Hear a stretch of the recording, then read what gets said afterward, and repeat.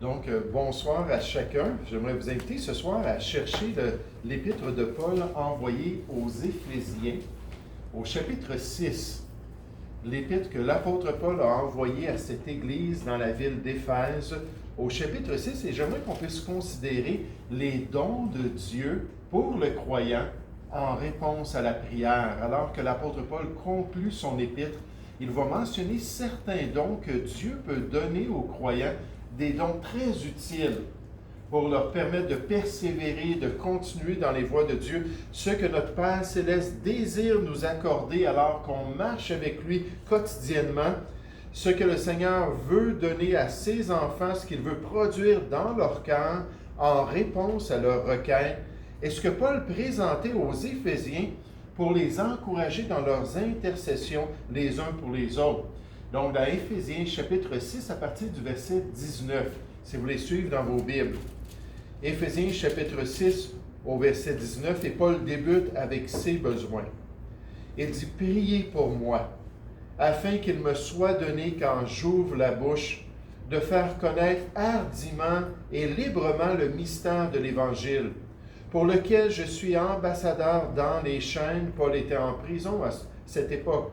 « Et que j'en parle avec assurance, comme je dois en parler, afin que vous aussi, vous sachiez ce qui me concerne, ce que je fais. Tychique, le bien-aimé frère et fidèle ministre dans le Seigneur, vous informera de tout. Je l'envoie exprès vers vous pour que vous connaissiez notre situation et pour qu'il console vos cœurs. » Donc, en parlant de la prière, il s'arrête un instant sur un aspect pratique et dit « Je vais vous envoyer un frère que vous connaissez bien et lui va vous partager des choses qui vont vous édifier et vous encourager. » Paul continue sur ses dons. Il dit que la paix et l'amour avec la foi soient donnés aux frères de la part de Dieu le Père et du Seigneur Jésus-Christ. Que la grâce soit avec tous ceux qui aiment notre Seigneur Jésus d'un amour inaltérable. Ce soir, j'aimerais qu'on puisse remarquer dans ce beau texte des Écritures, premièrement, la hardiesse donnée par le Seigneur.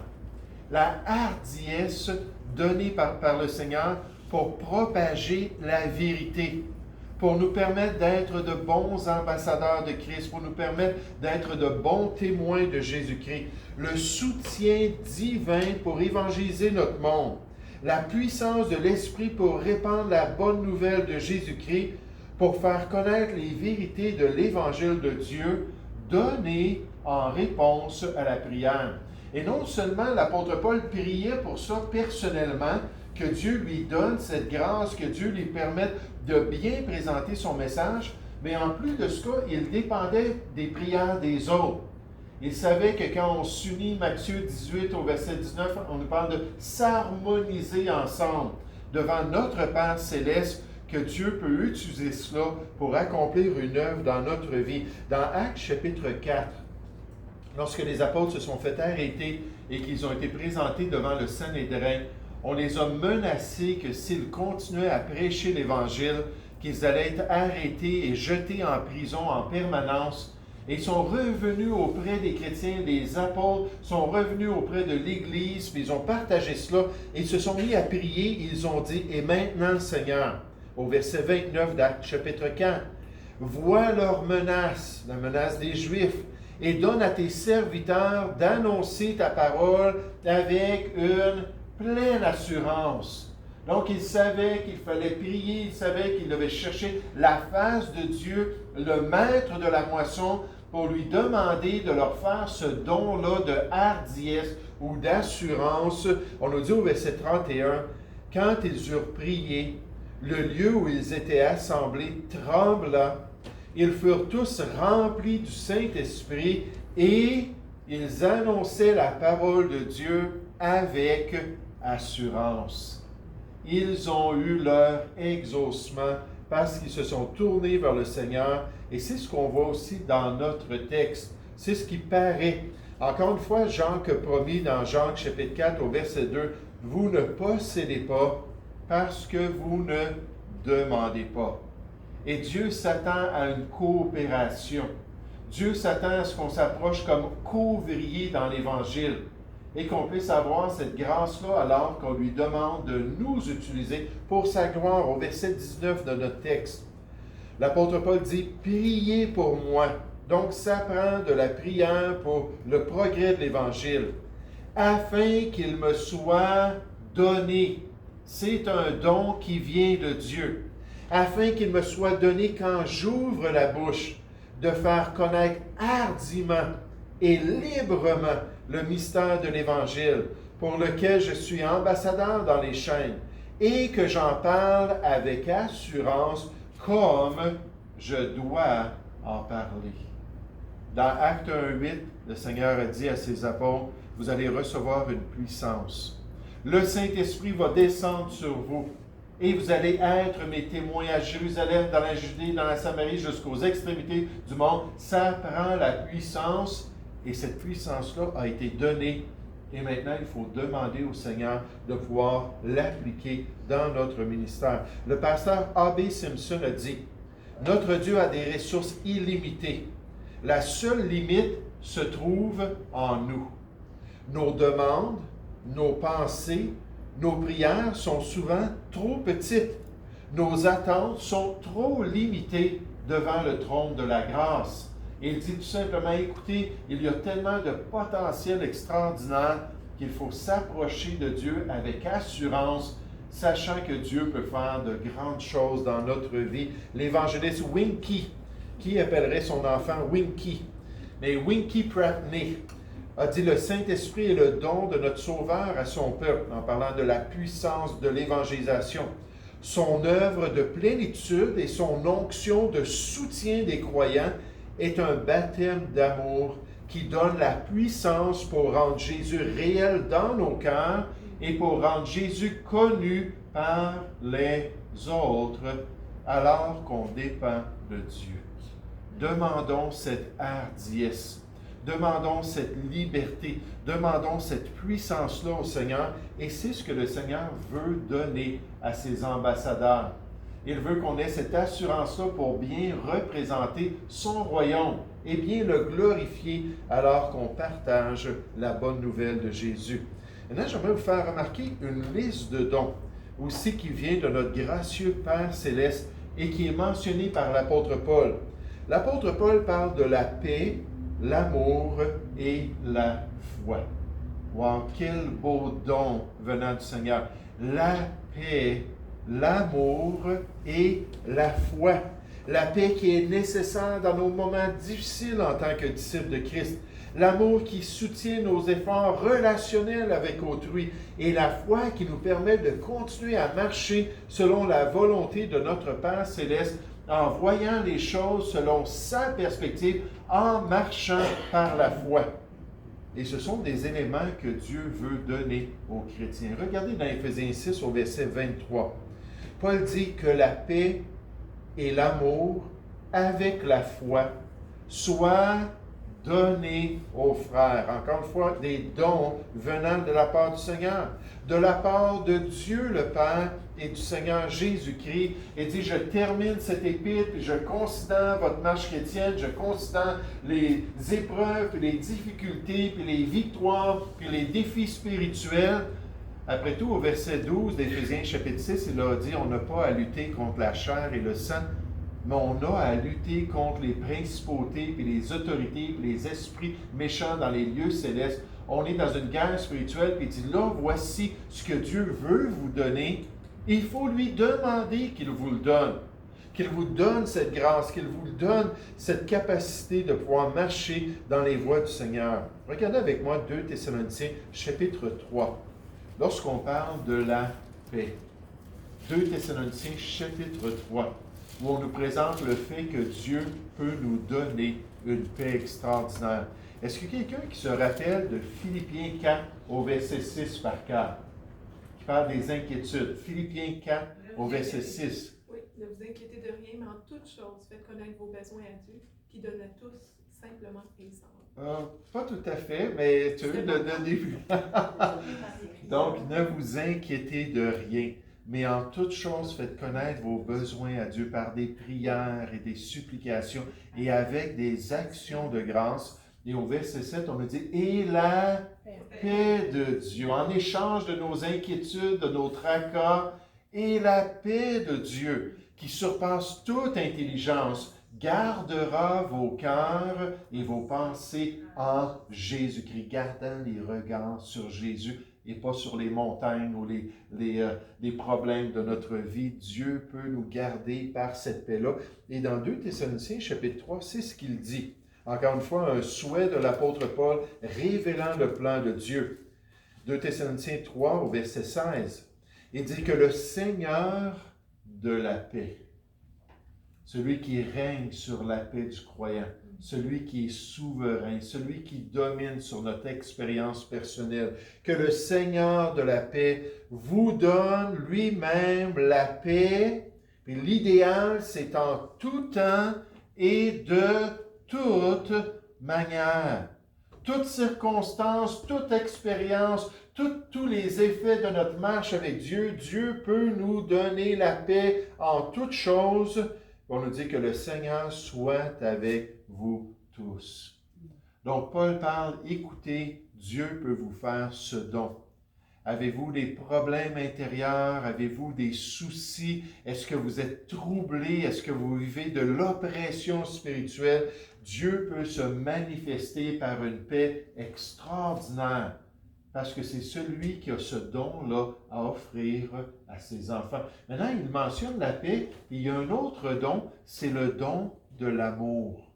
Et encore une fois, c'est un don qui vient de Dieu. Dans Romains 5, au verset 5, on nous dit que l'amour de Dieu est répandu dans nos cœurs par le Saint-Esprit qui nous est donné.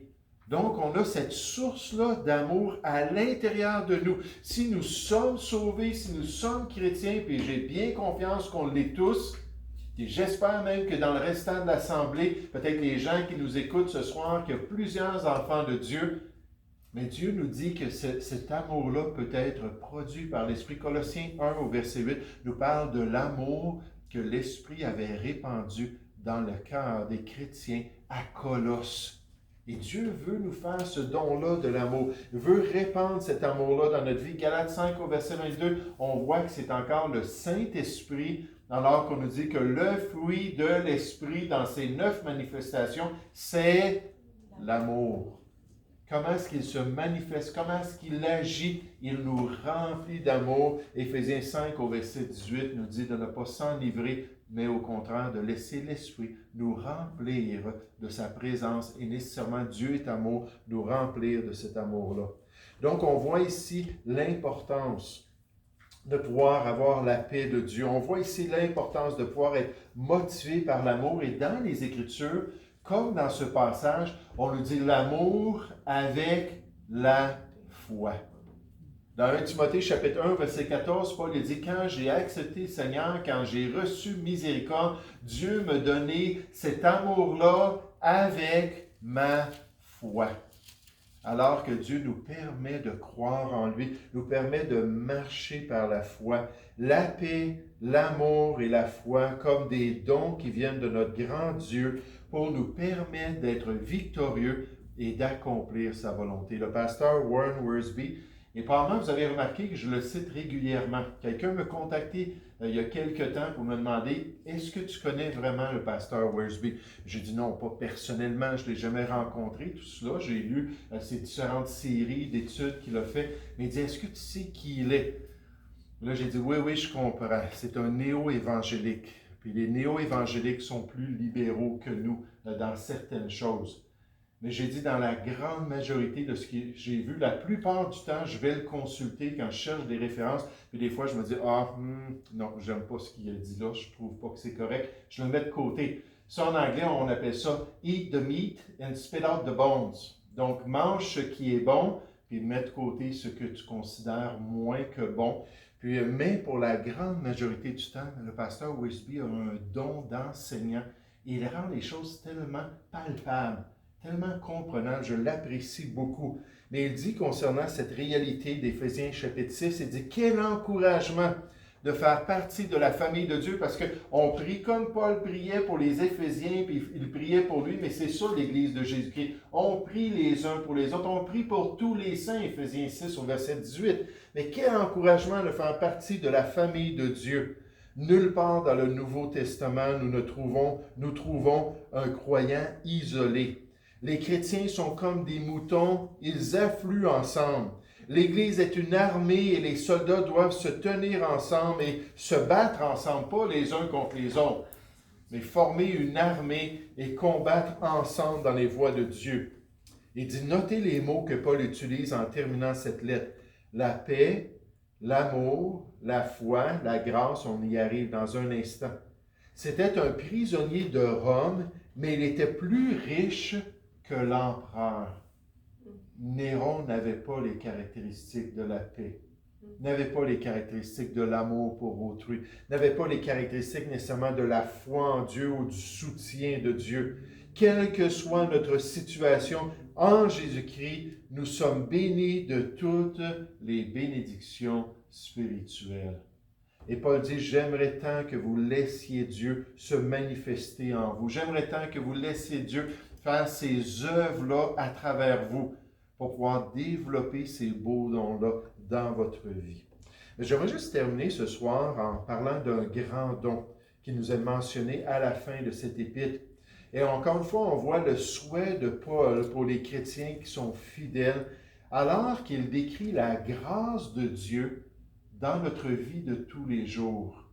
La grâce de Dieu dans notre vie de tous les jours. Rappelez-vous que toutes les épîtres de Paul commencent avec ce souhait-là que la grâce et la paix accompagnent le chrétien dans sa marche chrétienne, dans son cheminement avec le Seigneur. Et toutes les épîtres, il n'y a pas d'exception, terminent en disant « Et en passant, n'oubliez pas que la grâce soit avec vous. » Cet élément-là, tellement important, Paul le dit dans 1 Corinthiens 15 au verset 10, en faisant un résumé de sa marche chrétienne, il a dit « Par la grâce de Dieu, je suis ce que je suis.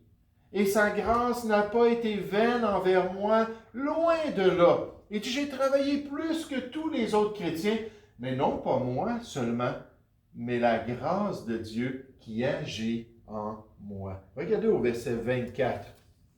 Pour terminer ce soir, au verset 24 d'Éphésiens chapitre 6, il dit que la grâce soit avec tous ceux qui aiment notre Seigneur Jésus-Christ d'un amour inaltérable.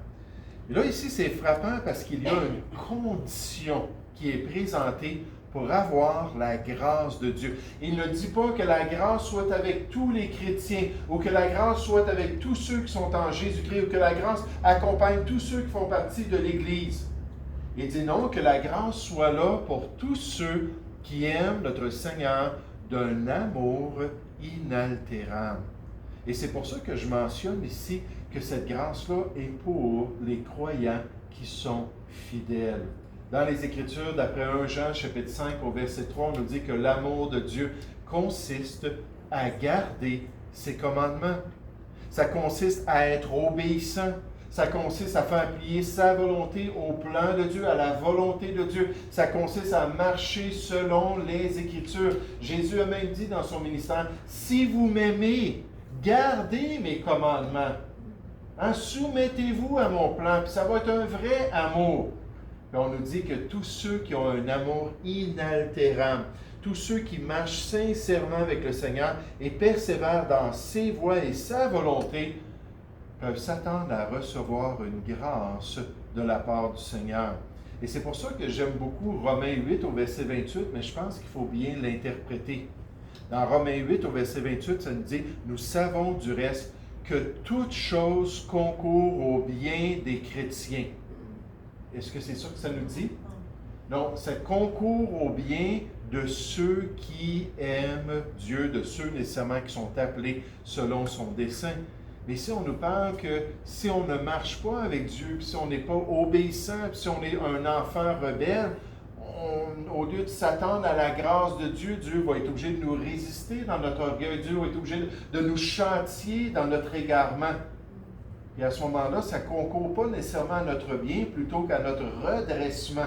pour nous permettre d'accomplir la volonté de Dieu. Mais ici, on nous dit que si nous avons un amour inaltérable pour Jésus-Christ, que la grâce de Dieu est attachée à notre vie, que ce don-là nous accompagne dans notre marche chrétienne. On va juste attendre un instant, s'il vous plaît.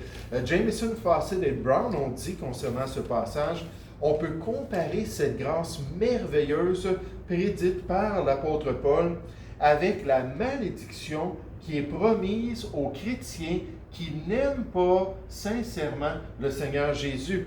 Effectivement, dans 1 Corinthiens 16, au verset 22, on nous dit, si quelqu'un parmi vous n'aime pas le Seigneur, qu'il soit anathème. Donc, c'est un gros contraste ici. La grâce de Dieu ou la malédiction, le jugement, être voué à la destruction. 1 Corinthiens chapitre 5, on nous dit au verset 5 qu'un chrétien rebelle, qu'un chrétien entêté, qu'un chrétien au courel, qu'un chrétien qui refuse d'accomplir la volonté de Dieu, qu'un tel homme soit livré à Satan pour la destruction de la chair, afin que l'esprit soit sauvé pour le jour de Jésus. On ne parle pas de perdre le salut, mais de perdre notre vie. Il y a, d'après 1 Jean chapitre 5, un péché pour le chrétien qui mène à la mort. Et Paul, à cette époque-là, ou Jean plutôt, dans 1 Jean chapitre 5, à cette époque-là, avec le don de discernement que les chrétiens avaient, il dit, quand vous le savez qu'il a commis un tel péché, ne priez même pas pour un chrétien comme ça. Parce que là, il est en voie pour le jugement de Dieu. Il est sous la malédiction de Dieu. Il est anathème. Mais quels sont ces beaux dons que Dieu veut pourvoir pour le chrétien? Premièrement, on nous parle de la hardiesse qui nous est donnée.